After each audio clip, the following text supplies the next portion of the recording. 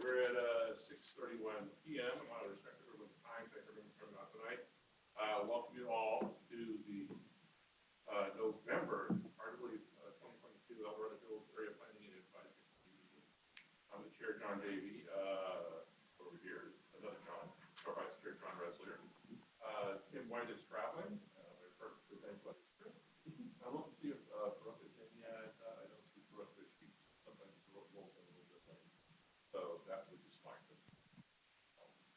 So the first thing tonight we're going to do is we're going to call the meeting to order. If there's no objections, I turn to you. Okay. Okay. And then the second item we do is the adoption of our meeting agenda. If there are no objections to that. Okay, good deal. So we have a short program tonight in terms of projects that we're looking at. This is primarily updates, but the next item we do is we offer an opportunity for anybody in the public that would like to offer a public comment on something that's not on our agenda tonight. Ask a question. If we know the answer, we'll try to get it to you. If we don't know the answer, we'll try to find it out. But I'd ask anybody who in the room for any public comments before we get going. And then I'll turn over. Oh, if Robert, you want to just action announcement. Supervisor Turnbull called me just before I walked in the door. He sends his regards, but he couldn't make it because he's still under the weather, so he wanted to be here. But he's there in spirit anyway. So that's all. We do email all the supervisors every month and let them know what time our meetings are happening. With Supervisor Carlin, Supervisor Turnbull, obviously there's some connections here, so we want to keep that available to them. So I'm hoping he's feeling better. So, and the other item, let's see, if there's anybody with their hand up on Zoom, throw the hand up, we'll call on you to unmute and offer a public comment. Okay, seeing none going up, we'll move along. The next item here on our agenda is an opportunity to hear from Supervisor Heidel with information coming downhill from the county. And John, you get your microphone. Yep, I think it's on. So just two quick things. Today's Board of Supervisors meeting, the discussion with planning and building, that they reported a slowdown in building activities, substantial, to the point that they want to go back and reconsider what the projection for growth rate will be going forward. At the county level, we're less than 1% per year. And we think that's going to be diminished due to a number of things, but obviously high interest rates, high mortgage payments. A lot of businesses seem to be holding back in terms of some of the commercial development. Not all, and I'm not sure if the fire department seen the same thing, but they gave the board a heads up. Looks like things are slowing down, which was anticipated, but we don't know the degree of, right? So yeah, it's a TBD. When we get to our schedule that we're going to talk about for next year, we kind of built that in a little bit. So we'll discuss that when we get there. But that's not really unexpected, I would imagine. It was expected, but we don't know how much. The degree, yeah. There's a lot of activity going on, I guess, to get final maps passed, because there's a number of people that want to be staged, that when the conditions change, they can move forward quickly, restart the construction phase, whatever it is that they're looking at. So there seems to be a push in one area to slow down, particularly in sales of new homes. So just a heads up that we're in a different time frame today than we were a year ago, and so let's continue to monitor. The second thing is I want to correct a mistake that I made at the community council meeting last night relative to El Dorado Hills Boulevard and the fact that it did not have a slurry seal coat. I got confirmation today that the information I received was in error. It has been finished from the standpoint of getting the final seal coat down. So the conditions of El Dorado Boulevard on the north end of the boulevard is going to be that surface that's there. And they have scheduled to do the striping on Friday.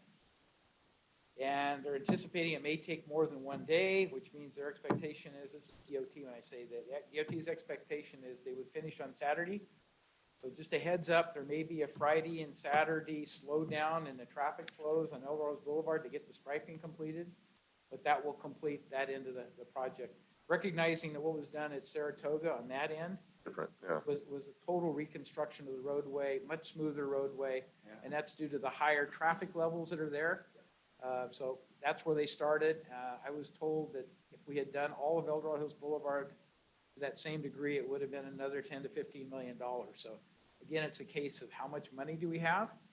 Unfortunately, Measure R didn't pass, so we're not going to be able to use those monies to help our roadways, so at least not in this part of the county. So we're going to continue as a board to look for where do we find other sources of revenue, including general fund, to try to get caught up with some of the delayed road maintenance that should have been done. Deferred, I guess is a proper term, compared to what we thought was going to happen. But again, it's the state's responsibility to fund local roadways in terms of the maintenance, not capital improvement, but local maintenance. And that just hasn't happened in the rural counties, and we're just one of those rural counties.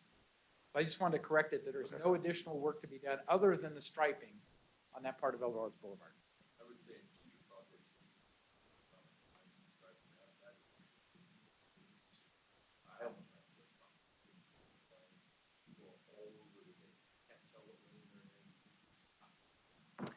Correct, and in fact, we got into a discussion about the accidents that have occurred on that stretch since the project started October 3rd to the current time frame, and there was two accidents in particular reported to the CHP that were in that zone. One was a pedestrian vehicle, and I don't know the details of that. We're trying to find out if CHP came up with a conclusion as what the cause was, and then the other was earlier in the time frame there was a vehicle, I guess, that was overturned. So we're trying to get better communication between CHP, our DOT, because lessons learned is one of the things we emphasized. If we have a situation where we recognize that was not done to the extent that what the expectations were, then the county needs to do a better job when we do the remainder of El Dorado Boulevard, which will be next year.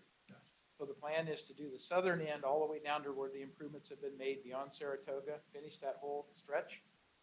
But if we need to do more with some kind of another provision, we need to do that. But I think what I'm hearing from DOT and a lot of other people is it seems to be the primary cause of these things is people exceeding the speed limits to start out with, which gives you less reaction time. And then the second thing is the fact that the road conditions are not as optimum, and so people are not as attentive as they were once upon a time. And I'm not trying to make accusations, I'm just saying facts. The third thing I noticed tonight driving down in particular is a lot of people are driving that stretch of the road with their high beams on for their visibility, their clarity, but obviously you get that glare into the oncoming vehicle, which doesn't help you figure out where you are either. So there's a number of different things that I think we're going to conclude need to be addressed and done differently or better, so to speak, when we get to that second phase next year. John, of course, I have something to say. Yeah. Well, good. As a bike rider, all your roads are terrible, okay? If you go down Iron Point Road now, they just finished striping it. And what they did for bike riders, they put a double line, okay? So you got a line, you got about a 2-foot space, and then you have the line that's actually for bikes. So you're keeping cars away from bike riders and walkers. And that is absolutely beautiful. And all they're adding is another line. So I'm saying, take a look at that, and all it is a stripe. They're adding an extra stripe and a separation, okay? I've been talking for 17 years about trying to get underneath the expressway, okay? The other day, I tried to go across on foot. Somebody stopped their car to let me go, and another car went around them and almost hit me. You guys got to do something. I mean, it might be a good way to get rid of me, but. No, we're not trying to do that, John. Believe me, we're not trying to do that. But, I mean, little things like that they did on Iron Point. Next time you go on Iron Point, take a look at what they did for the bike lanes. It's really I something. will. If that's the city of Folsom and they have a best practice, then our DOT needs to learn from that. So Yeah. I think that extra money it takes to put the double line, if it's really the answer to increase safety with respect to pedestrians and bicyclists, then it's worth doing. Oh, I think I mentioned to you the trucks, the big trucks that are now on White Rock, the double the dirt haulers. They don't care, because if they hit me, they won't even know they hit me when I'm on a bike. They come too close. They're supposed to be 3 feet away from a bike rider. Yeah. Okay? And they come close enough that I can talk to the guy. So I are won't those, tell you what I tell him. I doubt if you were applauding his actions, right? So we might hear it here. So are those lanes in Folsom, do they color code them as well, like they did in other parts? The regular white line. White line here, space, about a 2-foot space, and then the regular Yeah. line for the bikes. I know Just go that- down Green Valley Road. you'll And see Blue that. Ravine, yeah. It's a dead section, I call it, where nobody is supposed to be in it, right? Bikes are supposed to And be the the right, cars stay out of it. or stay out of it, and they see that. The other thing I was gonna ask is, has DOT, along John's comment, for the striping of Eldorado Hills Boulevard, have they moved the bike lane out to make it a real bike lane? These bike lanes have a code and a distance width. And it doesn't look like where they're putting the temporary dots that they've made I don't that. think they've moved it out. I think it's in the same location as what was previous, There's but I room don't know to do that for a that. fact, so I will ask, try to find out. There's room to do that. And there's a lot Yes. of bike riders that go down towards the north end of Eldorado Hills Boulevard. on Yeah. Boulevard. So, I had a bike question, but I'll leave it for John. I'll ask him later. But, one of the things I wanted to ask Raphael last month, and unfortunately, he wasn't able to attend, but he did provide the video for us, which a lot of people have looked at. But, if Measure R had passed, as well as the other measure for the east part of the county, would that qualify as, an additional source of self-funding in terms of SB1 funds, that we would jump a level for? I couldn't figure that out as I was reading it. The only thing that is counted in terms of self-funding is a sales tax. Tax, measure. okay. That's multiple times. So the fact the county puts money into it out of discretionary general fund doesn't count for anything. It has to be a sales tax measure for the state to consider Okay. that. Well, that's disappointing, but I do have one final input, since we're talking about traffic and stuff. There was a study done on Francisco Drive by the homeowners association out Yeah. there, and data was presented. And the numbers are just incredible in terms of the number of speeders that are out there, and even worse, the number of people that are just flat out running the stop signs. I think most of us that live out in that direction know it's been a problem, and it's growing all the time. They have the measurements, and they can actually measure all that data of how fast the traffic. There was one vehicle, I think it was reported recently, doing 72 miles an hour in that stretch on Francisco Drive. A short stretch, I don't know exactly where it was. south Got to of be the, right at the camera. south of the That's what school, measures it. right? Right before Fire Station 84. 84. It's south of the school, but yeah. Yeah. Yeah. It's in that stretch right before you get to Green Valley Road, maybe half a mile from Green Valley Road, something like that. Right, That too, yeah. narrows down. But 73 through there. yeah, and so Well, here's, if here's you some went that are south- 60 plus, and If you're going southbound, that's where it opens up too, Oh, so. one of the things that was mentioned is, in the past, they've indicated what the speed is, and that becomes a challenge. Who can set the record for how fast they can drive? I mean, that's the mentality of what's going on in our community. So they've changed it. It doesn't report above 60 now, I think is what he set it at, because he didn't want to have it be the competition, right? Let's see if somebody can get 73, and then let's see if somebody can get 75. And so, I mean, it's just, it's not good the way it is with our current limitations in law enforcement. Yeah. But we are going to ask for the CHP to do a little bit more patrolling, and hopefully the sheriff's office will help as well. Well, that was 2 years ago in the Bass Lake area where we had the CHP come out and DOT came out. We had well, we couldn't get together in person. Chief was out. Chief was there making a great presentation too. And CHP did do a little bit more enforcement activity out there inside the neighborhood, because it's internal roads inside our two subdivisions.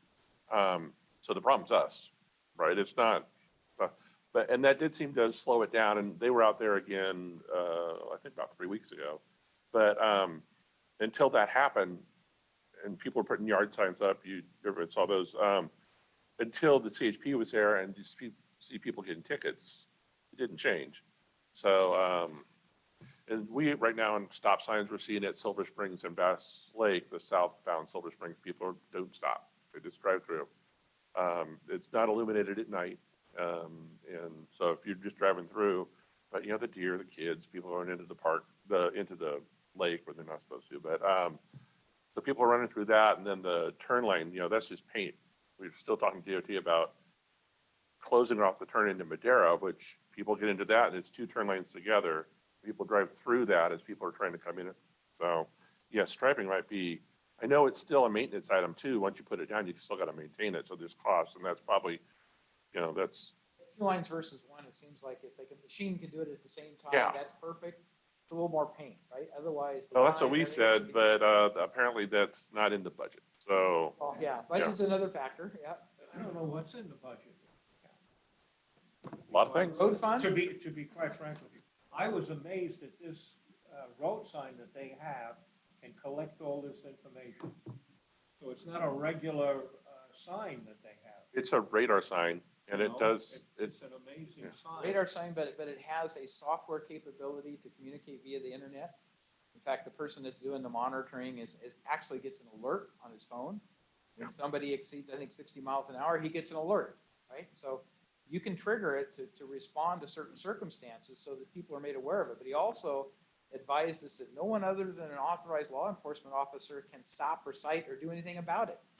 It doesn't do any good to take a picture of the person's license plate other than trying to find out who it was and maybe, cause them to reconsider what they're doing. But from a enforcement standpoint, there's nothing you can do unless there's an officer that physically sees the yeah, event. even the video, it's nothing they can, I think, prosecute on or cite.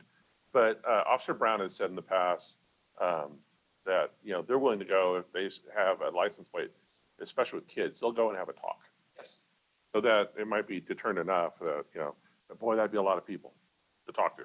An advisory, but they can't cite anybody. Yeah. So why can red light cameras issue tickets and a radar sign can't? Same thing, right?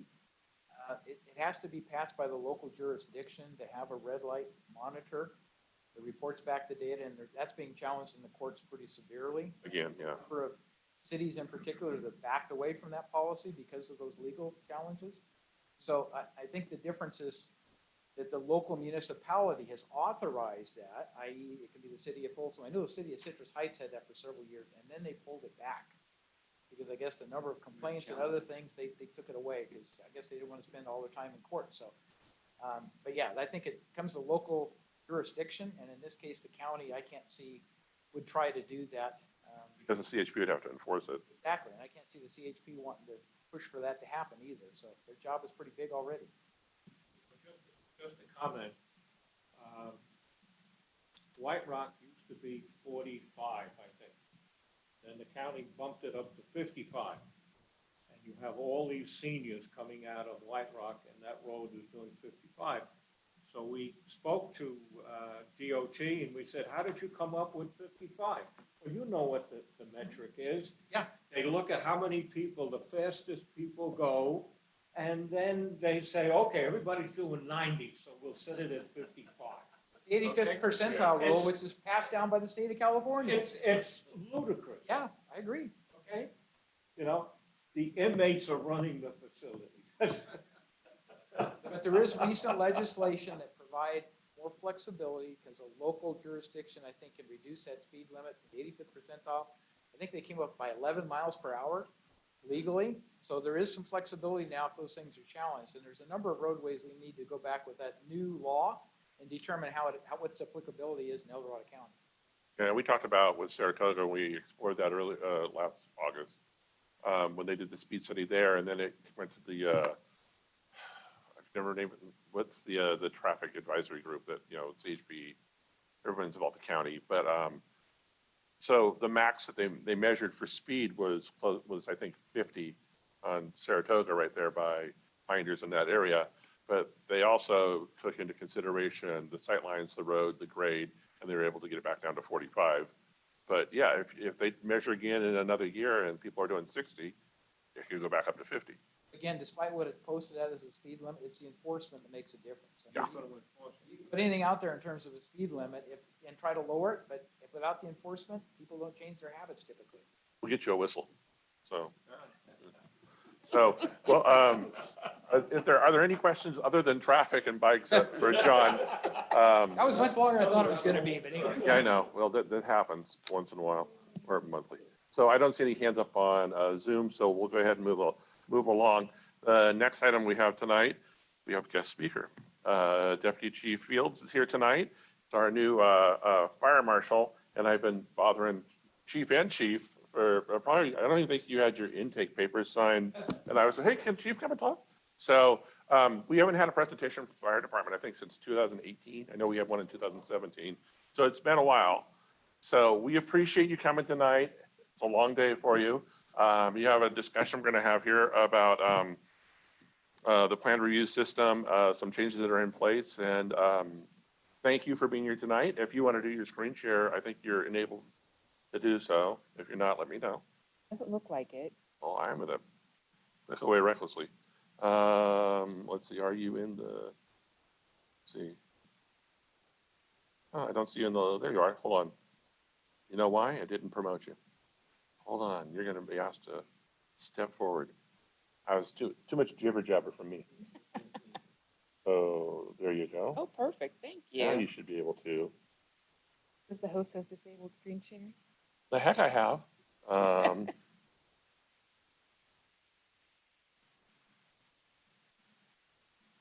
it says host and panelists, multiple host and panelists. She is. It looks like it's letting me do it now. Okay.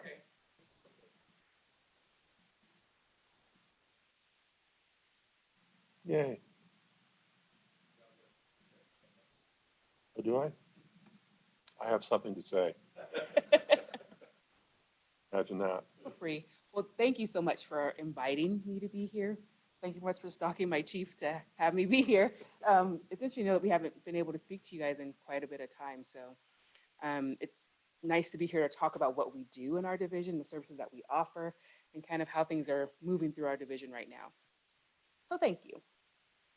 We'll start with who I am. I came in July, definitely honored to be here, invited to be on board at El Dorado Hills Fire as the fire marshal. I've been in the fire service for 23 years, 18 of those in fire prevention specifically. My previous time, I had some opportunity to experience our EMS division, reviewing patient care reports, so the reports that are written every time someone is transported in an ambulance. I spent some time in the logistics division doing filling of fire extinguishers, which was nice, inspection of our PPE or our turnout gear, things like that. So I've been in some other areas of our fire service, but the last 18 in fire prevention. Previously worked at Sac Metro Fire and some time at Contra Costa Fire. So definitely glad to be here as part of El Dorado Hills Fire. And in general, what is CRR, Community Risk Reduction? Probably about 10 years or so ago, there started to be a shift from just focus on fire prevention to community risk reduction, which is really an overall, all-encompassing look at the risks. So identifying the risks in our community that we serve, prioritizing those risks, and then looking at ways to mitigate the impact of those risks in our communities. So that's kind of the shift that you'll see now, and what our focus is not specifically on fire prevention, even though fire is very much a threat and a risk here in our jurisdiction, but it may also be things like speaking to John earlier about maybe fall prevention, if we're having a fall risk, or if there's a known risk of cardiac arrest, maybe looking at installation of AEDs or sidewalk CPR training. So there's many other layers of community risk reduction that's not just specifically focused on fire. And in general, what we do here in our Community Risk Reduction Division, we do new construction plan review and inspection. We do our fire and life safety inspection, vegetation management, public education, which is sort of like we did Prevention Week here not too long ago. So educating our littles about fire safety. It was practicing your evacuation routes was this year. So we do education of our littles as well as our adults. We might see something come out on turkey fryers or on how to safely water your Christmas tree, like things like that. Fire investigation, we do investigate the cause and origin of fires in our district. And then our community emergency response team, or our CERT team, we oversee that group, which does some of our assistance in our response in emergencies, whether it's assisting with water and things like that on our crews that are out responding to fires, or even you'll see them out in the community assisting in other public events also. More questions as you go through these? Oh, sure. So, so the food bank in El Dorado County has established an emergency facility that is stocked with supplies, and so that if we have another Caldor, that we can access those and distribute them to communities. So have you linked in with the food bank? Because they're talking about construction plans or looking for kind of advisory help in some of these things, because I think that's the way we spread the word. It's a regional resource, but I think it would behoove El Dorado Hills to kind of get involved directly with that to the extent it makes sense. Absolutely. Do you happen to have a contact? I do. Okay. So let me text that to you rather than take everybody's Okay. time. Yeah. It's Mike Sproul. So. Annual Holiday Heroes Santa Run food drive. So we've got close contact with them.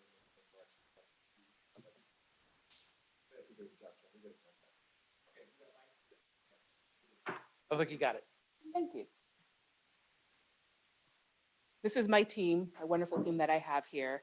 On the new construction side, you've probably seen these faces here for quite a bit of time. So Marshall Cox typically handles our new commercial construction.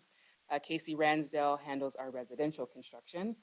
Steve Broderick is one of our contract inspectors that is assisting with our inspections on the new construction side. On the fire and life safety side, Inspector Copy does our inspections there. And then on vegetation management side, Miles Jennings, Alex Barogue, if I'm saying that right, and Alec Dietrich does our defensible space inspections on the veg management side. And Leslie is the face you typically see at the front, or the one that you hear on the phone, kind of our first line, assisting our customers when they have questions calling in about community risk reduction. And then in general, there's a part that I think we typically maybe is not so well understood on the construction side is what the processes are. And when you want to build something or you're making changes to your building, whether it's commercial or residential. But in general, on the commercial side, these all are different plans that you may have to do for every project. So you can see why they may take a little bit of time. So you may have the civil plan review, which is really where the building will be located, or if you happen to expand on a building, where that expansion is going to be located. Do we have fire access to it? Do you have distance to the property lines for fire safe setbacks, things like that? There's another plan review just for the structure itself, where we're looking at the exiting of the structure, the fire safe features of the rate of construction of the structure, kind of all of that on the structure itself. Then the fire sprinkler system is a separate plan review also. So if you install in a new system or you have to make modifications if you're doing tenant improvement or remodels, we're looking at that. Same for the fire alarm system. If it's a new fire alarm system install or modifications, we're looking at that. And then if you happen to have a restaurant, you have a kitchen hood system, separate review for that. And then there's a fire safe plan review, again, specifically to your relation to fire safe setbacks in Title 14. So if you're doing a new building or modifying your building, you may have all of these separate plan reviews coming into us that we're looking at the fire department. And with those plan reviews, then come now the inspection. So once you've got your plans approved, you've now made the construction changes, then you're calling us for the inspection. So there are all of these inspections that you may be calling our agency for. The fire sprinkler underground, so that's the pipe that goes into the ground. The fire sprinkler overhead, that's the pipe that's above the ground inside the building. The fire sprinkler final, so once everything is finished, the ceiling's done, walls are done, all of that is finished, that inspection is there. A fire alarm inspection of all the devices that are in place if you have fire alarm, and then the final inspection is kind of encompasses everything, looking at door hardware, exit signs, fire extinguisher placement, kind of all of that at the end. Again, these are all separate inspections that you would expect if you're doing a commercial construction project in our district. On the residential side, that's when I probably hear the most about. There are still quite a few steps on the residential side. So if you want to build a new home or make a modification to your home or build an ADU, build a barn, a shed, anything that you want to construct on your property, it may go through this process also. There's a tentative map that typically we see if you want to, for subdivisions or splitting a parcel. So you want to split your parcel into more than one. Then you have the new building plan review itself. So wherever you want to put the home structure, we're looking at that in relation to our fire access to it. So your driveways, the distance to the property line, fire hydrants, fire water, all of that kind of stuff. The setback compliance is the big one now that's really Title 14. And again, it's your fire safe distance to the property line. So it's the space between you and the property property next to you. And then the fire sprinkler system, since every new home has to have fire sprinklers. So you have the fire sprinkler system review there. And then if there's an area where we don't have public water, you have the water supply and draft hydrant plan review where you actually are installing a tank and a hydrant connection for us to connect to put the fire out if there happens to have one on your structure. And then if you have propane, a separate review for propane tanks. So all of these reviews, again, may be involved if you want to build a structure, a residential structure on your property. I have a question on ADUs. So there are prefabbed ADUs that you can move into place, put on the proper foundation, secure, et cetera. Are they required to have a sprinkler system when the existing residence doesn't have a sprinkler system? No. So if they're under 1,200 square feet, they do not have to have a sprinkler system if the existing home is not sprinklered. If the existing home is sprinklered, then they have to sprinkler it. Or if it's over that 1,200 square feet, then they do have to sprinkler it. Or if you don't happen to have fire flow, so you don't have water in the infrastructure for fire suppression, you may sprinkler it as a mitigation to the lack of fire flow. So you may still have it even though you weren't initially required in some scenarios. Thanks. That's helpful because we talk about ADUs all the time. Yeah. There's a lower cost for housing typically, particularly if you're going to rent it out or have a family member live in it, that type of thing. And so we're the county, we're stressing ADU as an alternative in your ADUs and trying to figure out where that mix is. But the fact that you wouldn't have to have it sprinklered below 1,200 square feet is a cost savings, and that's what most people are looking at is, if I do it, what's it gonna cost me? Absolutely. Am I gonna be able to recover enough in rent or something or other to make it, pay for itself, so. But yes, if they stay under that threshold, that's like the sweet spot of their ADU size. So the state laws on setbacks, Mhm. how does that factor into the? That's for any structure that you build. You have to be at least 30 feet away from the property line, which kind of gives you a little bit of a buffer for fire coming up to your property or fire from your property extending to another property. So if you want to build within that space, there's parameters of what you can do depending on how close you want to get to that property line. So maybe that you have to protect your eaves, maybe that you have protected windows. So there's different things that could be in place. You want to get closer into that 30-foot space. Does that answer your question? There was some conversation, I don't know where it was, that the state trumps the county setback rules and, people were complaining that these ADUs are so close to the property line, so close to the fences. There's not a difference there, that the Title 14 setback requirements are the same for any structure, ADU or house that you build. So it won't be different if you are doing an ADU that's closer than a brand new house that's closer to the property line. But a municipality can have stricter ordinance, right, if they choose They to, could, yeah. but that probably But the typically state doesn't is- apply to the yeah, ADU. There's specific regulation for an ADU because of it being more affordable housing. And right now, we don't have more restrictive requirements for Title 14 or for setback. You'll see in our agency, if you want to encroach in the setback, that's where it comes back to the authority having jurisdiction to provide like or equivalent protection to that 30-foot that you would have. So that's where you might see some difference within agencies as you encroach into that 30 feet. Question, how often do you do these inspections of an existing building? Like a restaurant or a senior facility? How often do you do that? We do inspections of our state mandated occupancies, which are educational facilities or schools, our care facilities, our larger ones, and our apartments and hotels. That's annually. Our other businesses, are looking at our programs for inspection of that, but right now they're just complaint driven. So if we have a complaint on a location, whether it's someone saw a locked exit door or there was a false alarm or something like that, we're responding to those and inspecting those occupancies at that time. Yeah, I think that's an important point, with Chief Fields coming on board. She's just getting her feet on the ground, analyzing where we're at. I'm sure she's going to talk about the program she just initiated here recently. I think as we look down the road and name the division community risk reduction, we're going to be looking at all of our occupancies and likely looking at a system by which we inspect based on potential risk, if you will. So some might be annually, some might be every 3 years. There's a lot of things to talk about there. But whatever we do, we want to make sure we do it the right way. As it stands right now, we have to stop doing those engine company inspections because the database that we've had for a number of years was just horrendous. We've recently, July of this year, we instituted a new RMS system for those inspections. And so that is going to be an opportunity for us to get our crews and our inspectors back on. Question on the previous station 85, last one. Before that became county property. As I recall, it is sprinklered. But the question is, do we test it? We have a senior daycare facility that's on the back part of it. The CSD operates a senior facilities thing.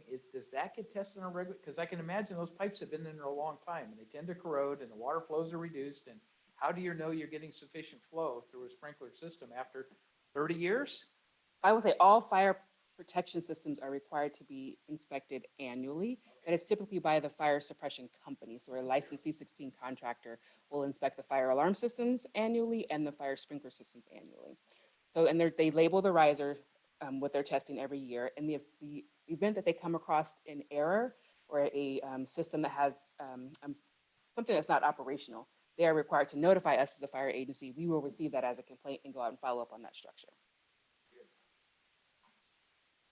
So John, I have to jump in again.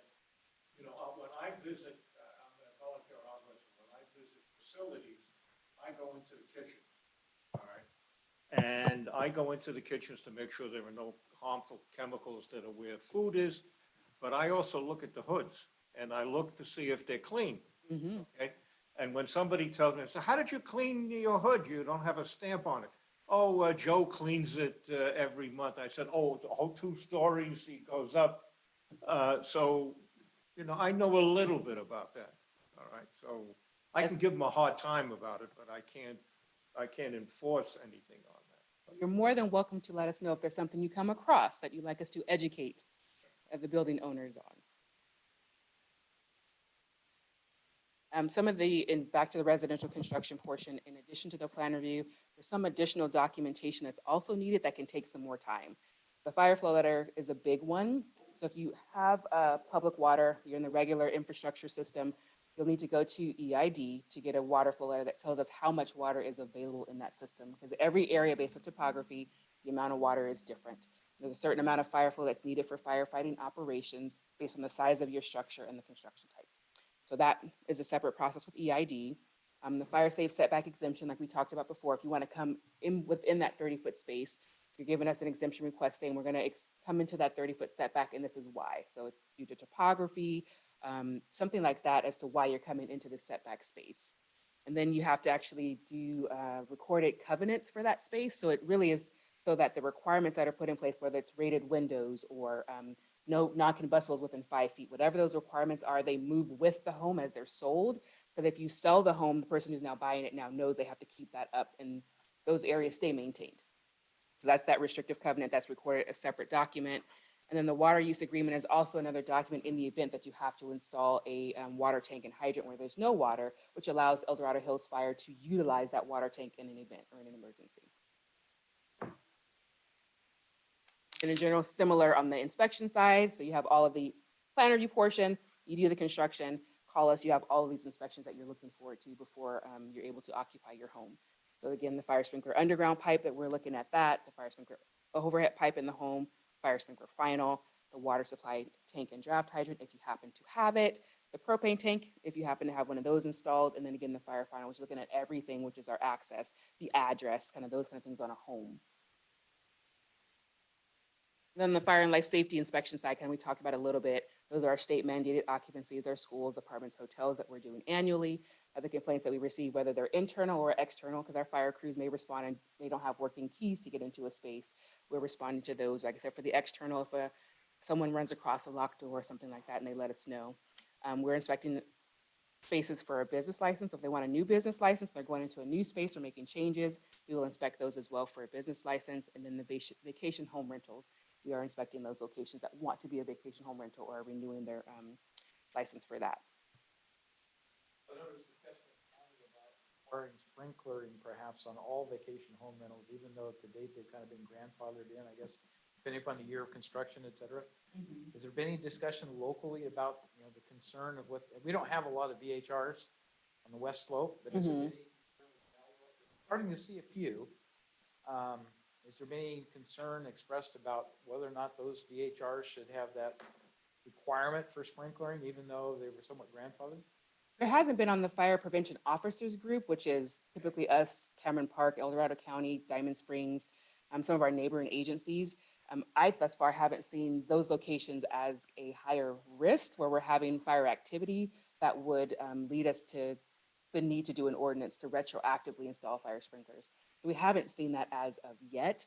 I can say there has been some conversation about larger, kind of like Airbnb type of space where there's multiple people in locations, and there is some building code requirements coming back to change that if there's more than 5 groups within a location that it may have to be sprinkled. So there is some changes onto larger where there's multiple people, multiple families occupying a space kind of interchangeably.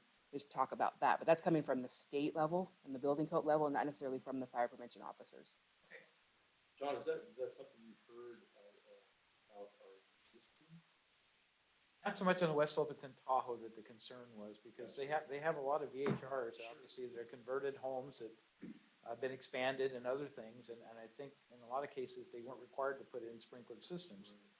But when you think of a large group of people all accumulating in one building, and that risk factor, if there were a fire, started within the home, we're typically talking about some internal fire, electrical fire, stove fire, whatever.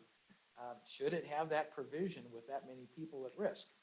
And I don't think there's been any conclusions drawn, but I know there's a little conversation going on, I think, with some of the fire departments up in that area, in the Tahoe Basin, whether or not that's an important thing to include in our VHR type of ordinance if we go through a revision, because it's gonna be expensive, but you have to think about the safety aspect of it. That's what I was gonna say, we do a lot of work with these bodies.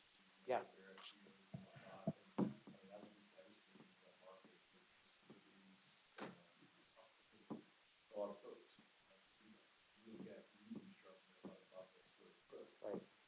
Not That's- terrible. That's new construction. Right, I understand. Retrofit's significantly more expensive, and like Chief Field says, at least at this point, there hasn't been any data to really support that kind of. That's taking data. And you're exact, that's. Data drives us to that conclusion, then that has to be a consideration, but, okay. Thank you for that. Yeah, well, public safety is always important, and it's kind of like evacuation plans, and I'm concerned all the time that people that stay in Tahoe, in VHR or something or other, and there's an emergency, and they're told to evacuate, they have no clue what they're supposed to be doing, because we don't have anything that defines the routing out of the area. If it's just to say, you know, you've got 3 major routes from where you are in this VHR that you can get out of this area, that, to me, is information that people could use, short of waiting for somebody to tell them what to do. If they decide the fire's coming this direction, we need to get out now, which way are we gonna go to avoid, you know, the conflicts and stuff? You have choices, and you know what those choices are. It's different when you live there, you drive this road Right, every single day, exactly. you know, every, you know, the back road's out. and- Exactly. But when you're not from there, I can't Well, remember and- how that- Yeah, and think of out-of-country visitors, right? Absolutely. Sometimes there's a language barrier to start with, and then what do we do? Yeah. So, John, I think you hit upon a very important issue, particularly for the senior community. Where I am from, the Heritage community right next door to where you're building your training center. John from Four Seasons right next door. You know, our residents are not well educated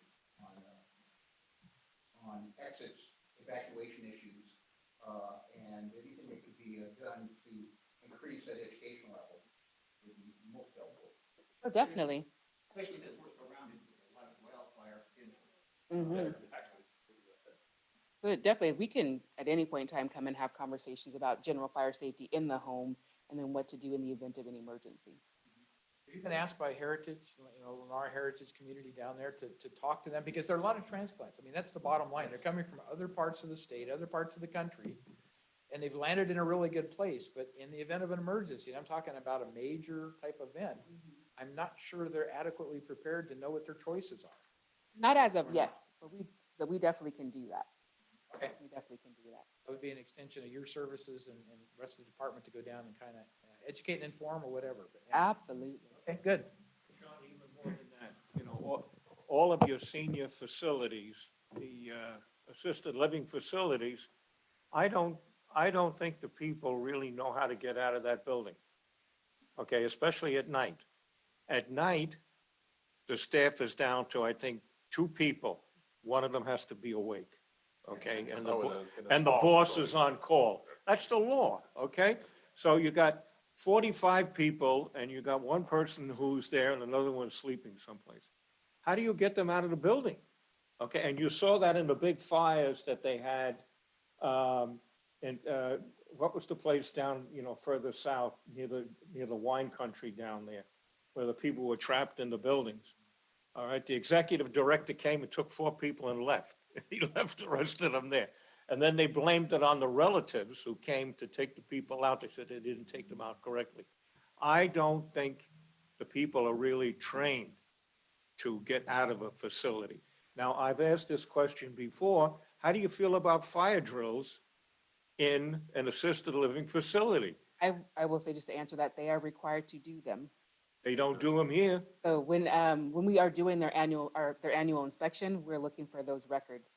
And if there's at any point in time they'd like us to be present for one, to help them with some ideas, suggestions on how they're doing that, we're willing to do that also.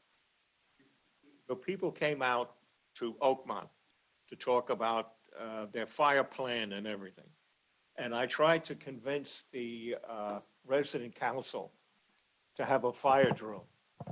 And they said, no, we don't need a, yes, you do. No, we don't need one. So that was the end of it, you know, and So they don't even know if a fire broke out, they're supposed to stay in their room. They don't know that they're supposed to do that.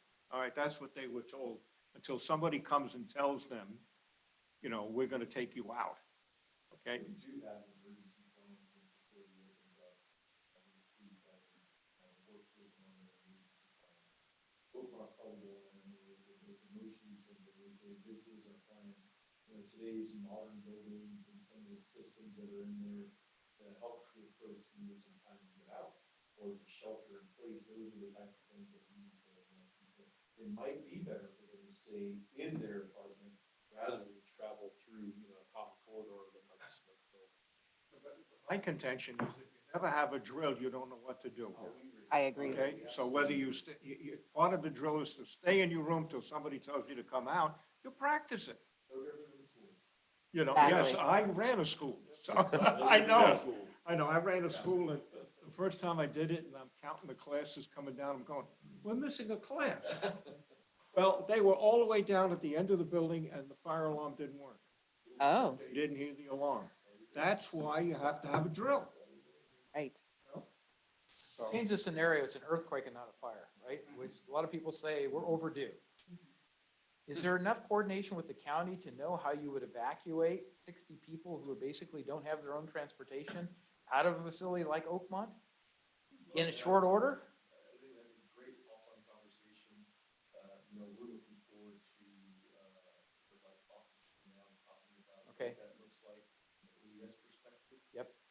Because clearly, when you're evacuating that many folks, that's not necessarily something some of the smaller agencies can handle. You're going to need OES, you're going to need Dorado Transit, you're going to need some other types of things like that, services and resources, especially given inclement weather. And that's typically when those things Right. happen, you know, it's freezing outside or 105 degrees outside. And so that is a great opportunity for us not only to work together, agency to agency, but also with law enforcement, specifically OES, and then also engage our EOC as well. County's prepared a draft emergency response plan for a disaster council, and I've had a chance to preview it, and I didn't see those kinds of provisions in there. So I would encourage that kind of discussion because we will have an earthquake. How severe it is and whether there's a lower tremor to start with and then something significant after that, we really need to understand what are we going to be able to do to try to help people who can't, escape the area on their own. I mean, And I agree. And I where do you think move them? It needs to get down to every local fire department being part of that plan. Yes. Because we're gonna get first responders out. Yes. Right? We know what resources are all, what is the inventory? What resources are available? Even those are the types of things I think lives at POC. And we know that we have this many buses available. How do we get a hold of EDCO for additional buses? Yes, exactly. Those kinds of things. Or transit, the transit authority up at the county. How do we get a bus down here to get people out? I mean, it's that pre-communication coordination that when somebody gets the call, okay, we know what it is, right? It's code one emergency. Here's what our plan was. This is what we're going to go do. As opposed to talking it through and trying to figure out how you make it happen. Because priorities should be preset. I think we have to do tabletop exercises where we actually exercise the plan before it happens. So the last thing we want to do is build a beautiful plan, and we're implementing it for the very first time during the There are so many communities are so varied, population density and types are varied.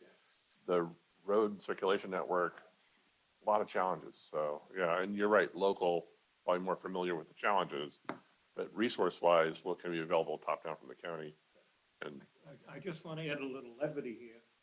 When you have the Santa Toy Run, a lot of people in my community don't even know what's going on, okay? So they're out there now and they see 8 trucks and they see 1,000 guys. Sirens for hours. Oh my God, the Hey, whole but- place is burning down. When I first moved here, I'm like, man, what is going on? There's big fires up there. I had the same experience. I think there were 16 homes in our neighborhood. And that's back when you could go literally to every neighborhood with a truck. I was like, what is going on? It was literally, we moved in July and in December. And we come out and this is wonderful. And it's been wonderful for us for 27 years. So, but now, now you don't hit every neighborhood. It's impossible.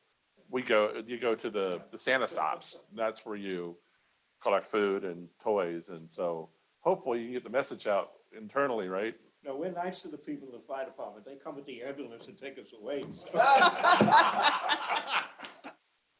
And there's music, usually music, that when you approach a stop and stuff, the music plays. So the community kind of knows this is a Christmas thing. It's not a 911, we have to respond to somebody who's down, right? So Exactly, different sirens.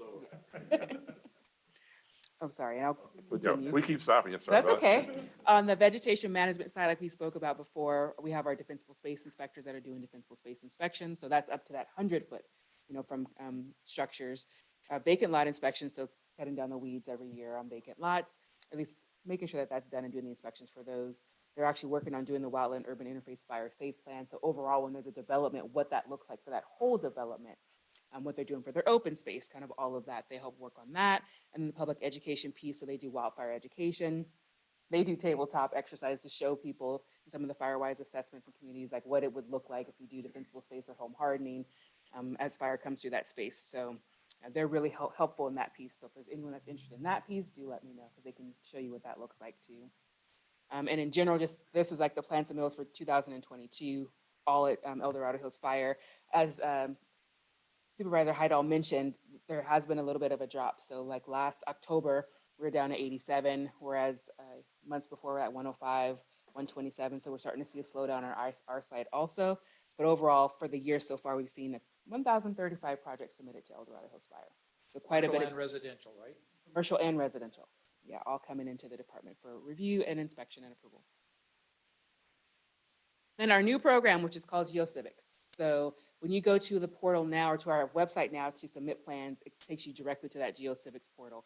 We are very excited about having this system. It is our new digital plan review system. We've done electronic plan review previously, but this is now the system that takes it all in.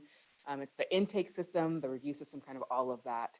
It provides the applicant notification of plan review status, which that part I really think is helpful. So they know once their fees are due, that their fees have been assessed. It has a record of when their fees are paid, has a record of when their plans are assigned, who their plans are assigned to.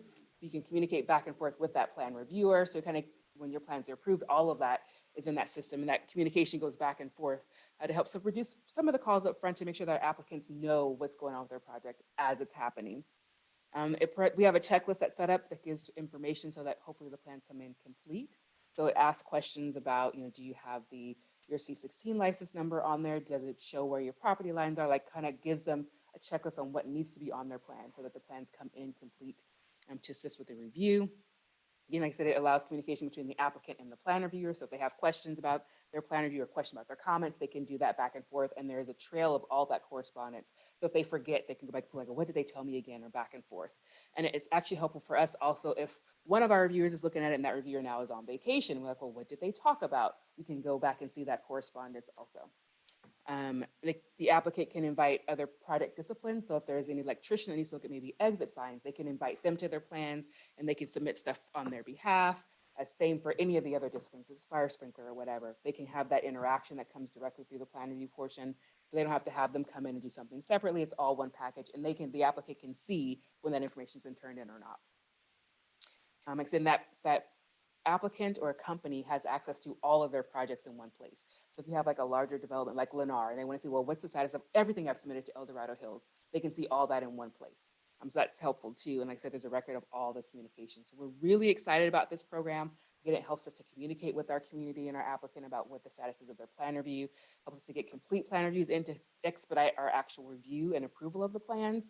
So we're really excited about having this implemented. We went live November 1st. November 1st is our go live date. We did like a soft live before to kind of work out the bugs, but it is completely live. So far, we haven't had any concerns of the applicant. There might be take some time to do the registering for an account. Once your account is in there, you're just adding additional projects. So we're really excited about this program. So if there's any questions about it, you can always reach out to us. County's using Trackit. Yes. Are the two systems integrated, or how does the county know where the fire department is with their part of the processing? That still is our manual step. So once Okay. we've approved the plans, we go into Trackit and enter it into Trackit that the plans have been approved.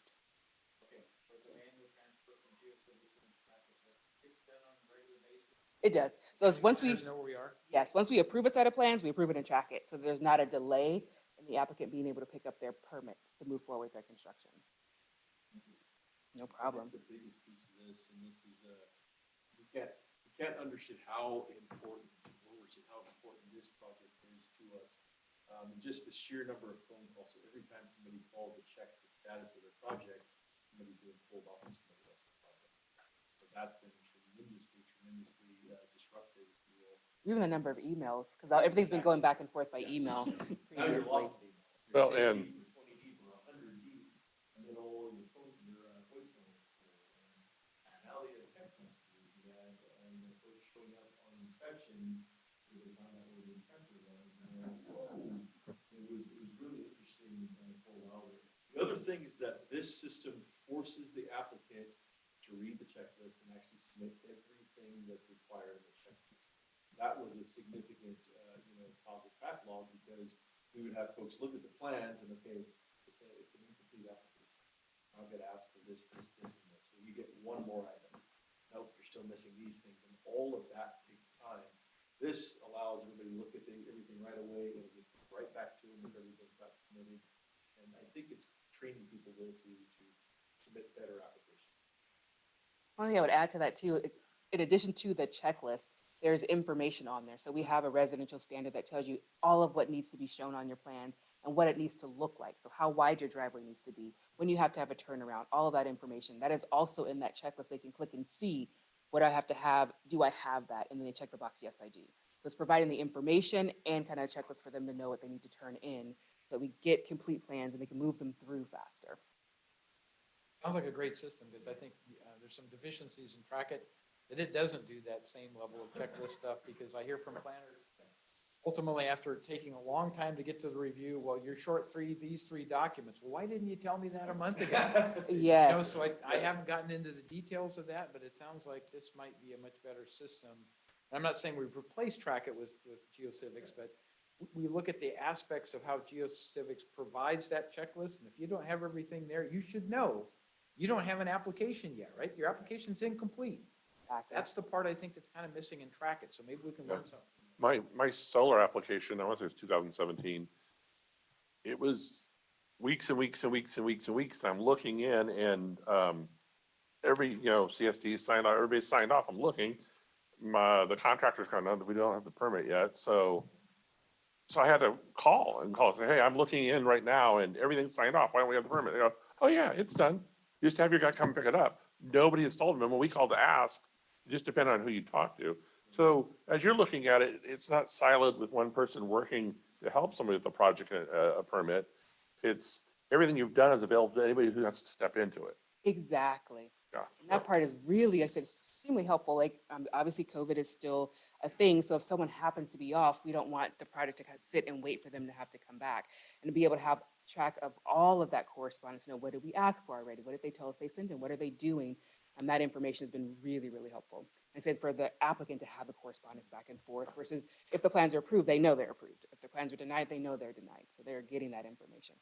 I think the big piece, and then John, you hit on it, is, when you look at the document flow, what we were doing in the past, everything was email-based and created a bunch of folders. When you reviewed it, it goes into another folder. You do another revision, it goes into another folder. And then they're manually creating all the response letters every single time.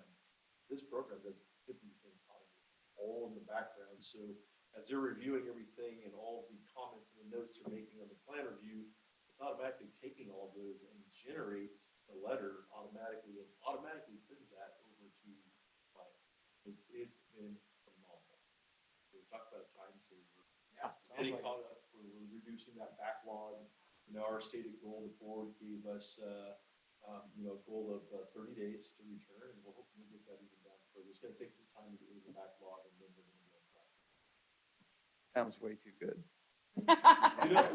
You're funny you mentioned that. I said the same thing, and Krishana and I have worked together for a long time, and there's never been a good fire prevention program, software. And then she tells me all the time when she retires, she's gonna create it. I tell you what, this one was phenomenal, and it's done everything that they said it would do. Customer service has been the best I've ever seen. I would agree. Having been in the fire service for so long, I've implemented quite a few programs and have had anything that was this thorough and efficient in communicating back and forth. And just one quick view of where you're at. So we on our side can look and see what's in queue for review, what's waiting for payment, what's been done. Just one quick kind of swipe of where we're at. versus looking at email folders or folders we created on a drive. So it's been really helpful for us. One thing I will add to that too, all of our new submittals are going in there, but we have one of our front staff members that are working on putting on all of our existing submittals into that system also. So even the ones that have been in the system in the last month or so will also get those notifications and know what's going on with their plan review too. Do you do that as you touch it? What do you mean? When it comes up, it's on the old system, when you touch it for an activity, then it all goes in. Okay. Absolutely. How do you deal with the appeal process when somebody says, this isn't fair, and, sending me a letter, but it's not fair because I didn't understand that or whatever. So is there an appeal process that I can actually talk to somebody? Because Oh, absolutely. So any code decision, whether it's out in the field or on the plan review stage, they appeal first to me. And then we sit down and go over that particular portion. If they still have a concern after that, they have the option to appeal to the fire chief and then to the board. it sounds like it's a system that works, because you can elevate it if you feel like it's necessary to do that, and you have somebody to communicate with directly as opposed to a system. Absolutely. Sometimes there's exceptions to things that have to be considered beyond what a system can define. So, yeah, very good. So, with regard to, was it reduction of fire safe setbacks? Would you have to submit the full building package to get one of those and figure out whether or not the fire department will give you that reduction in the setback? Or Are you meaning, do you have a question, like, will they do it before you ever turn everything in? Is that what you're because talking you're about? looking at $4 or $5 grand to get a set of building plans. Yes, you can absolutely reach out to us before. So if you have a floor plan or just the footprint of your building and your parcel, we can tell you if you're gonna have an issue with that. We can tell you what you need to do to make I'll that have a letter compliant. to you in another couple of days. Okay. So yes, you There you go, absolutely can. If you want to start, Well, that was worth coming tonight. Now, what's- So yes, please do, feel free. But again, thank you so much for inviting me to be here. If there's any project that we have coming up, I'll come back to this group so that you're aware of it. If you have questions, you're welcome to come back and ask me to speak to them I'll too. try not to bother you as much. Feel free. But I appreciate, it was a challenge with getting this done, and when we have a meeting, when we don't have a meeting, you were just starting, and this project is big, so we appreciate you taking the time tonight to come and celebrate it. Absolutely. I have a question going back to John Razzler's comments in the past in terms of risk reduction and smoke alarms and CO2 detectors, CO detectors, those kinds of things. Is that part of this program to really kind of monitor where we are with seniors and needing to offer service to go out and replace batteries, replace units? Because typically they have like a 5 or 10 year life, and then you got to replace it. A lot of people don't recognize that. They keep sticking batteries in an old unit that probably isn't going to work well. Yes, that's general overall CR is looking at what the risks are in our community and then trying to prioritize them. John has reached out to me and asked if we could assist them with changing their smoke alarm batteries, and that is a service that we do provide. We're willing to help him and their community with. We did do some social media just here recently with a time change, reminding people to change their batteries or check and see if they need to change their smoke alarm because they're only good for 10 years. You do see some of that education just coming out on our social media and our website as well. We look at some of our more at-risk communities and try and get out there. Pre-COVID, we worked really closely with Rotary. Rotary would give us some funds, and they would also come out and assist, and we'd go to the neighborhoods, and we would change several and replace several that were either old, outdated, or they were just missing. With COVID coming in, the COVID experience, as I call it, we couldn't go inside residents as much. But now that things are slowly slowing down, we're starting to look back. We're working with Rotary to see if there's additional funds available. We have a budget line with the fire department budget to purchase them. And then we'll also be working with our local vendors or New Age Hardware, Home Depot, Lowe's, some of the others, see if they'll donate to those. We also carry them on all fire engines. So all the fire engines, if they go into a home in a medical aid or another type of call and they see that a smoke detector is not working or they need batteries, the crews will change it on the spot. I'd add to that, our defensible space inspectors and our inspectors also have them. So if they come across a location that needs one, they're able to install. In addition to that, we are responsible for the smoke alarm and carbon monoxide alarm inspections for every residence where they're doing a permit over $1,000.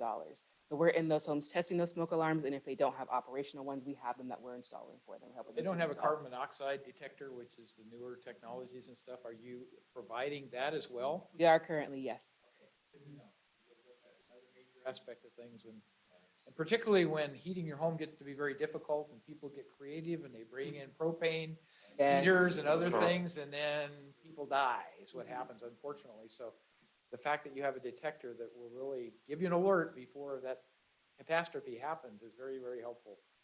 Yes, they have both smoke alarm and CO alarms in their vehicles. So like, say if they are doing an inspection, someone needs one, we have them available.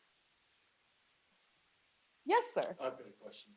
So, we've had a lot of questions about, I've got a minor permit, I'm just putting in solar, changing my hot water heater. Why do I have to have the fire department come in and physically inspect my, smoke detectors? I would say just in general, the health and safety code requires you to have functioning and compliant smoke alarms for every permit that's over $1,000. Right now, El Dorado Hills has that authority within our jurisdiction to make sure that that is compliant, that that section is complied with. The only way that we know if we have those working smoke alarms is if we come into the home and test them. So every time that there's a permit, once that permit work is done, they're calling us, we'll have a crew come out, test the smoke alarms. If there's some missing, install them, clear that off for their permit to move forward. And even in that process, we have had a significant rate of non-operational smoke alarms or non-present ones. So we're definitely seeing that it's a concern and a risk in our community. So it's really important for us to provide that service in addition to the fact that it's required by the health and safety code. And I appreciate that. Previously, the county did those inspections, and it was a self-certification process. You simply had a piece of paper, you signed that you had that, but from the fire department's perspective, we collectively said we just can't, we don't want to take that risk. And if we saved one life, then it was worth all the work that we did. We don't charge for that service, but we didn't feel it was appropriate to have a lay citizen sign and say, yeah, all my smoke detectors work, when we're seeing in some cases, in some areas, a 90% failure rate. So it's moved out of planning and building to health and Dorado safety. Hills. Correct. Mhm. Yes. Yes. No, I do know that the Four Seasons did change, this is prior to COVID, they did change all of the batteries. You had that one business group that supplied the batteries, Was it the Rotary? the Rotary, Yeah. it keeps on slipping my mind. And then later on, Marshall Cox gave us the replacement for all of our smoke detectors because they were over 10 years old. Yes. So he told us where to go, this is the number that you should order and whatever. So we all, replaced those, so we'd like to have you guys come back and do the batteries again. No, we can certainly talk about that. We can't go up a ladder, I told you. No, we don't want you to. No. We're going with the lithium-ion batteries, which are longer lasting. I'd say the other thing, the challenge that we have is when our crews are out there, or Rotary's out there with us, or our CERT team members are out there with us, and even our engine companies, sometimes we come across smoke detectors that had either bad wiring or just wasn't wired correctly. You really can't get into changing the wiring out or repairing those things. We typically give some resources or some suggestions.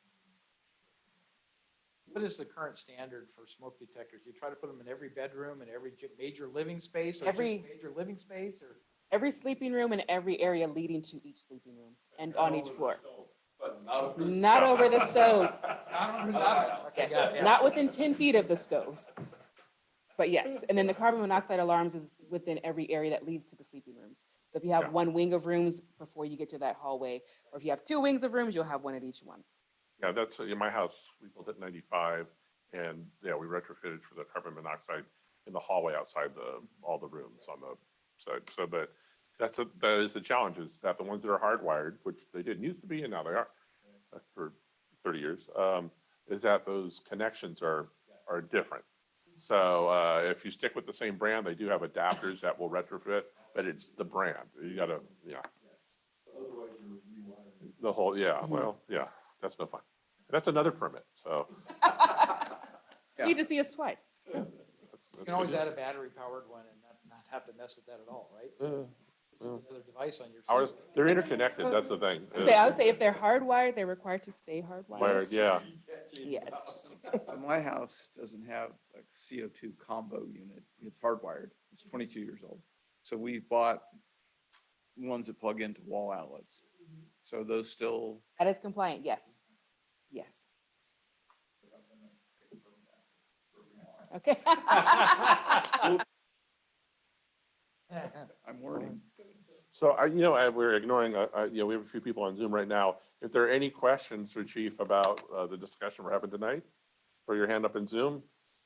And I'm not seeing them go up, so I think we asked you a lot of questions. So appreciate you taking so much time with us tonight. We are in your house, so we appreciate that as well. And again, anything that you think is appropriate for us to hear, you have an open standing invitation to be here. We'll leave the door open for you. We appreciate you participating tonight. It was a really great discussion. Thank you. Thank you. Need more people applauding. Okay, with that, we're going to move ahead in our agenda. I'll do I'm sure we can get through this pretty quick. Where are we? There we are. Okay. That looks right. Okay, so project updates. Technically, our projects are the same as they were when we talked last month. These are the things that are outstanding. Nothing has changed, nothing has moved forward, with the exception of they had a TAC meeting for the Town and Country Village El Dorado project, the Mahana family project over there at Bass Lake Road Country Club. On Monday, we did submit some comments for the TAC meeting. I did not get notification that they received them. We don't get the invitation to the TAC meeting anymore. We started getting them, the Zoom link when everything went to virtual. And prior to that, APAC was not included in the meeting. It's really a developer and agency function and meeting. We appreciate being included when we had that opportunity, but we did send in some comments, and our comments are primarily focused on what we can see right now because they're still working on their environmental documents. We talked about roads. We talked about the interchange, Bass Lake Road, Marble Valley Road, Country Club Drive, the change, when that specific plan was approved back or redone back in 2016, when Country Club was realigned recently in 2020, the old Country Club Drive was to become a bike trail route. What do they It's call it? supposed to be a bike trail that goes nowhere. It will, and it does, and it's nice and wide because it's the old road. There's a vision where it will eventually go up into Cameron Park. I mean, it'll go. There's quite a a way. plan for trail connectivity, but right now it doesn't go very. Not right now. It jumps you right onto Highway 50. Yeah. So, but, so that was a concern that we talked about because, the reason to move Country Club was to mitigate the impact from the specific plans, the new homes going in, but also because Caltrans had a pretty valid concern that Country Club was right adjacent to the interchange. And when, Holy Trinity was, or any of the churches there were letting out the schools in the morning, there'd be a line going all the way back up that hill. And it's improved now, but we're concerned with, that's an access point proposed for the development, right in, right out. But again, you're right up against the highway, and Caltrans had a problem with it when it was this residential traffic. What's it gonna look like? We don't know until the traffic study's done, but. So just comments like that. We talked about that. We talked about the distinction about, is this project's technically in the rural region? Would that density of development move it into the El Dorado Hills community region? Because that's a standard for road mitigation, whether, you hit level E or level F, level of service, because Bass Lake Road, we've been talking about it forever. The reason it wasn't expanded with the realignment with Country Club is, or when the traffic signal went in with the off-ramp for the eastbound traffic, was that it was the rural region and it hit the metric or level service E, but north of that, it's El Dorado Hills community region, that's level service F. It's a few hundred feet. So, is this, that density of development, will that make a difference in terms of the identification of the region? So questions like that. John did submit, help us with some questions about, there's proposed cottage housing. Some of it's for employees, but they also talked about part of it being available for day rental or weekend rental for guests that would, through the hotel operation. And we're not, well, what does that look like in terms of who's going to maintain it, who's operating it? Should there be a buffer between that sort of facility, that sort of development between that and the RE10 properties right up against it? Because they're asking those questions from the neighborhood. So we asked a bunch of questions. We kept it simple. I think we hit the high points. As the plan progresses, we'll have more information. So, but again, all these projects here are, we kind of hinted at earlier, we're kind of at a standstill in terms of, interest rates are high. Funding projects is getting very difficult. And Supervisor Heidel talked about that, sort of the project proposals that are in process. They're probably going to try and get through them, but things are slowing down right now. And so if we end up like we did during that very bad period from 2008 through about 2011, I'd say, where nothing happened, projects stopped. It's conceivable we'll be seeing less of these. People that have projects that are close probably just want to get them approved, and then if they can get financing ready, they can, but we don't know. And so these are all pending. Summerbrook, we talked to their communications team. They have Michelle Smira and Craig. Yeah, Craig, and we've talked to them quite a bit, and we're going to try to talk to them again when Tim gets back, because Tim has talked to him about the traffic signal, at Green Valley and Deer Valley. That project's, they built all their interior roads, they built all their facilities, underground utilities, everything's in, but they're saying the traffic signal, which was conditioned in 2007, in terms of cost, over $1 million, $1.5 million, 1.8, depends on where it comes in, that is prohibitive, and DOT has said there's no warrant that exists that would justify a traffic signal anymore. Although in 2007 it was there. So we're seeing, they want to modify that condition of approval. Can something be done that would benefit, that maybe it's not $1.5 million or $1.8 million, that would still allow them to do their project's done. They just have to start building houses. That's really where it's at. But they really don't want to do the traffic signal. So we'll have those conversations. The other projects, we're just waiting. Generations at Green Valley, which is the old Dixon Ranch, they're in track, and it shows that their application's incomplete since the beginning of this year. So, we haven't heard back about Central. We talked about it a little bit. Supervisor Heidel mentioned it last night during the community council meeting. They're working between planning and the CAO's office. There might be something coming up, maybe in the January or later timeframe. We don't know. When we know, we'll talk about it at length. So, and then same with Costa and EDH 52. They're still trying to determine what that's really going to look like and how their plan is going to be submitted to their environmental. So we have a list of projects. It's on our website if you want to go and look at it.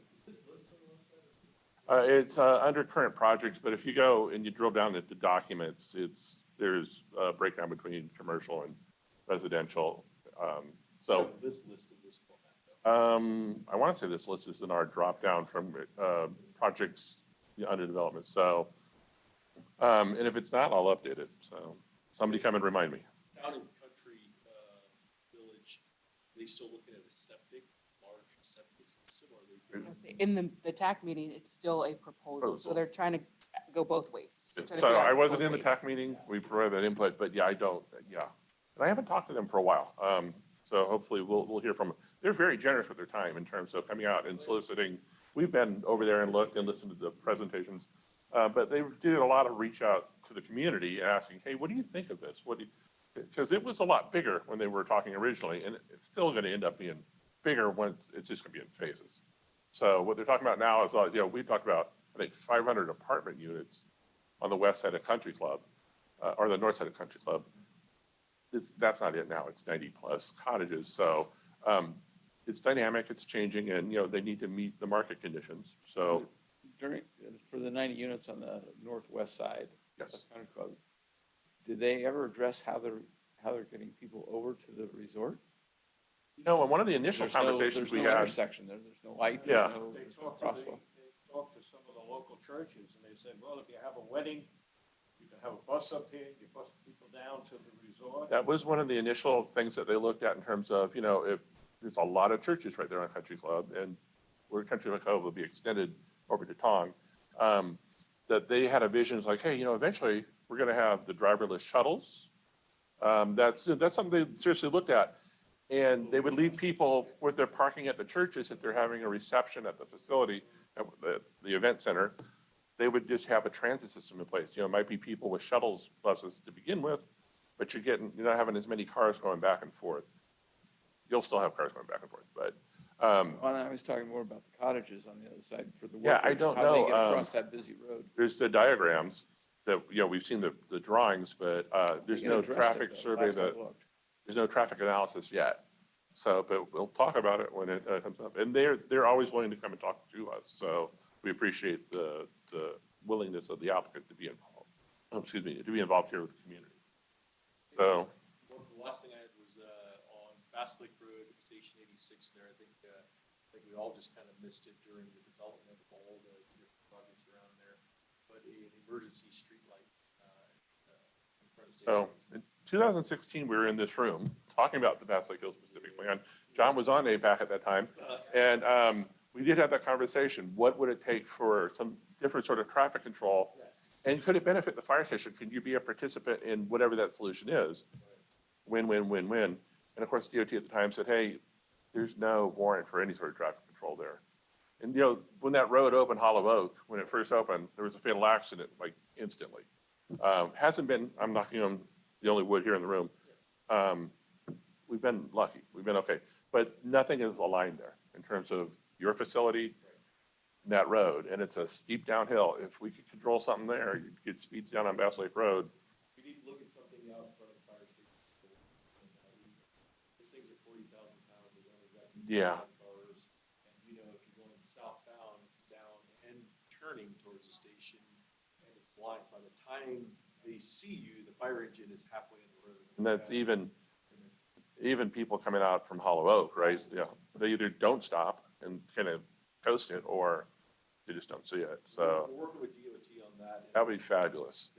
Their response was, is there any other developments already entitled? So Well, there's a bunch of properties for sale back there. But with the advent of solar powered beacons and stuff, flashers, you can trigger something and make it relatively inexpensive to give people a heads up. Something's different, right? Flashing red Well, they did that in causes you town to slow center, down, right? flashing yellow, so. we're gonna look at all those. Yeah, if that intersection could be aligned better, that would have been the optimal, right? But Right. I think, so, yeah, there's a big piece of property for sale once you get up on Country Club. And why don't we talk about that? We always talk about, There's one. we're always talking about properties that are for sale, development, yeah. But there's a lot of opportunity back there, you know, it's a specific plan, so. Yeah, I would love to hear a discussion about that, that'd be fabulous. Safety is paramount. So the next thing on our agenda tonight, and I just, nobody has any project questions because there's really nothing new to talk about. I'm looking, nobody's hand is going up. So next year, for our proposed meeting schedule, so we've been meeting at 6:30 on the second Wednesday of the month for this year. We used to be at 7. We're trying to find a sweet spot where people can attend and be present. You get it too early, we don't get a good turnout. People are coming home from work, or they're busy, or staying home and working. With Chief's here right now. So right now I'm thinking that we're probably still looking at 6:30. Maybe we'll test a couple of nights at 6 to see if that makes a difference. We want people to be able to participate, and we want to be available and get feedback from the community. So these are the second Wednesdays of the month all through the year. I've highlighted a few spots. We've skipped, I think, 3 meetings this year. Yeah, so when there's no project update, we don't want to get people out. There's nothing to talk about. You know, we appreciate, we're volunteers, and we want people to enjoy the community, enjoy their time, enjoy their lives. So looking at what's proposed for our dates, we've highlighted a couple in red that are potential skip dates where we can just anticipate, hey, we're not going to meet in March. If there's no project information, that's one we can flag. And we have DOT that's committed to come in February. January is we don't want to miss our first of the year. So we'll still look at March, we'll look at May, July, holiday in May, holiday in July, holiday in September, school starting up. So these are kind of the items that we've looked at in terms of maybe these will be the ones that we'll plan if there's no significant updates. So, and right now we're looking at meeting in the fire station. So we appreciate that courtesy the fire department has extended to us. And we'd love to try out the training center. And we'd love people to see it. So that'll be a great opportunity to show off. So, and there's if you don't have a different time to propose, okay. Hold on, John, we're coming to that. It's right there. It's getting late. I know. So. Come on, it's past bedtime. I've been up since 6 o'clock. I've been up since 4. Yeah, so our 2023 officer election. I'm excited this year. Bob Williams is here tonight with us. Thank you, Bob. Bob is eager to be a participant here and be an officer. Bob is a voting member of APAC. Well, I'm eager to see that you do. So, but the officers, we basically were just volunteers, and we have these designations: chair, vice chair, secretary. Vice chair is undefined in terms of how we could have 10. if we wanted to. Secretary, it says one secretary in our bylaws. So Bob's going to step up and slide into that spot. Effectively, secretary, chair, vice chair, we all do the same thing. We're volunteers, we're working, we're talking with each other and trying to get things reviewed and trying to get people to participate to get their feedback. So Bob, I'm very excited that we have somebody else working with us in terms of officers. And if it's just us chipper jabbering, the more the better. So I appreciate Bob stepping up for that. Brooke's going to move over to vice chair for this year. And then if somebody wants to move up to chair next year, I'd be delighted. And it's not because I don't want to do it. It's just that I think we want to hear voices. We want to hear people participating and hear different perspectives. And maybe there's a better way to do these things. So how we're doing the election this year is with a service called Election Runner. Voting members will get an email. Here we go. It will look something like this. You'll log on to with your the identification that's in the email, and there's your list of candidates. You want to write in another voting member because I'm doing a horrible job. I encourage you to do so. And then there's only 5 spots. You submit it. You get a receipt, an email receipt that confirms you've done it, and we'll know when we come to the meeting in December the count's in. I think the fix might be in, John. So that's primarily it. Now, how do you become a voting member of APAC? You work on a project. So whether you're working on an ad hoc committee, a subcommittee, just as long as you participate, you help us review projects or topics. Sound study along White Rock Road. We got a lot of people participate in that. They're members now. Bob was on that. Yep. And so it's all volunteer. So the more community input we get, the better the result ends up being. We might not be happy with it, but it's generally better. We communicated community concerns. So and remind everybody, you have an opportunity to make public comments before our meetings. If you're not going to be here, you can email them into edhapac.comment@gmail.com. As long as it's in by 5 p.m. on the Monday, the week of the meeting, we'll get them in and we'll ask the questions, whether of our guests or about the topics we're talking about. We don't know the answers, we try to find them. And with that, our next meeting is December on the 14th at 6:30 p.m. If it's strictly election, then we might just do it virtual. If you're okay with that, we'll have that discussion among officers and As new long as you officers. check the ballots. Okay, as long as you count them, yeah. Don't forget, vote often, vote early. But I want to thank everybody for being here tonight. Thank you, Chief and Chief, for being here. We appreciate the room and the good information. And with that, I think we might be adjourned. Yay. Thank you.